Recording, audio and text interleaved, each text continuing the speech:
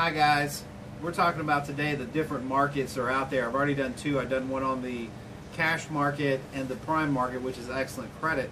The third one that comes into line would be what they call subprime, dealing with people with bad credit. And of course with all these markets, they'll always have a little drift of each one. You might go to a new car lot and they might have a little guy over there that takes care of bad credit and a little dent area that sells $4,000 cash cars. So all these markets cross each other, but we're really talking about what you're specifically going to go in, how you plan on making your living and getting paid. This particular series or market is called the subprime, and that's because that's exactly what it is. This means you're dealing with people that have less than perfect credit for whatever reason. Doesn't mean they're bad people. It just means that their credit score isn't isn't desirable by the prime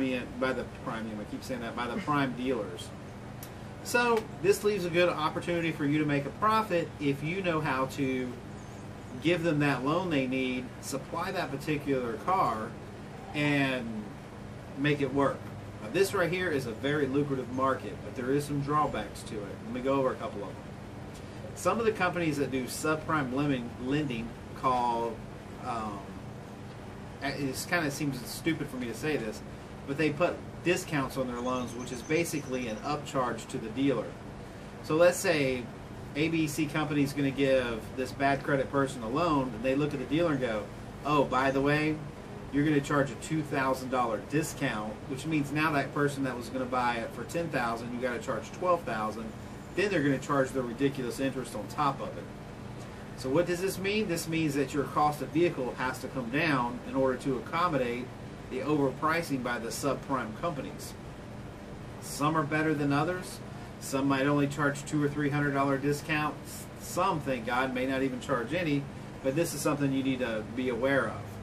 The other problem with this market is the type of car you're dealing with. You're usually dealing with a car that's got higher miles, say 70 to 100,000 miles, or you're dealing with an off-market brand that, I don't want to knock them, but let's say you'd have to deal with Kia because you need to be selling somebody a $4,000 to $6,000 car. And anyway, so you're dealing with cars that may need some service work.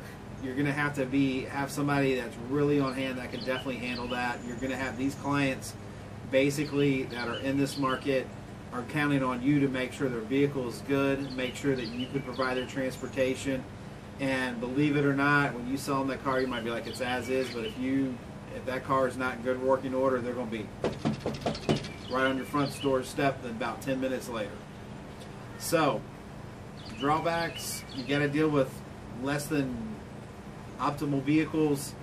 You have to deal with customers who are kind of limited on funds, generally speaking, so you really kind of have to accommodate them. You're going to have to deal with lenders that, let's just say, don't have your best interests at heart, and they're going to shorten your ability to make profits because they're going to want to expose themselves as least amount as possible to your customer.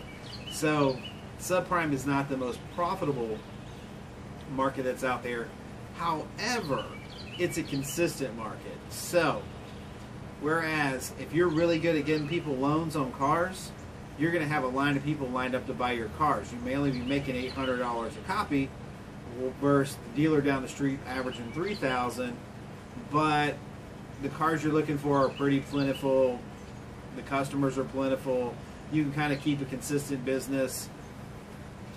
But if I was going to do that, once again, remember we talked about niches earlier in our series, I wouldn't just broadly say I'll take every car that's got an $8,000 cost. At this point now you're looking at finance and reliability. You're looking at little 4 cylinders that are known to make it the distance, stuff that you can offer cheap payments even after the gouging of the secondary lending companies hit you. Alright, I hope that kind of enlightened some of you.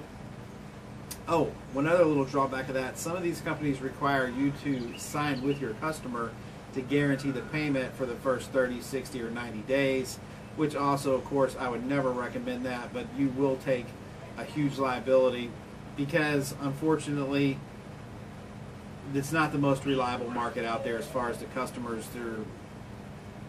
you know, you are going to make some bad calls, and that's why the interest rate's so high, because their averages of taking losses are really high too. It's not like the finance company just sets out to screw people. It's just how it works out in that demographic. So at the end, I'd say it's consistent.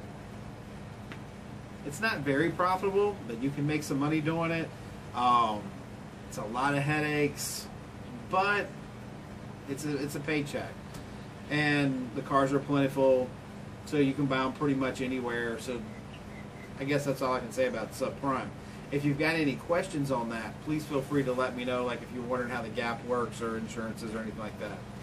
All right, guys, we support Homefront Hugs. Thank you for putting up with me. And I think I just seen a bird get in a bird fight, which is pretty funny. And my dog's just watching it, which y'all can't see.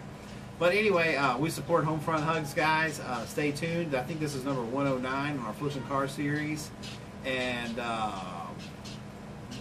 it might be 110. I'm not sure. We'll let Jen worry about the numbers. We've got one more out there, and that's called the in-house financing. This is the number 4th way to hit the market and get paid. And please stay tuned for that. See ya.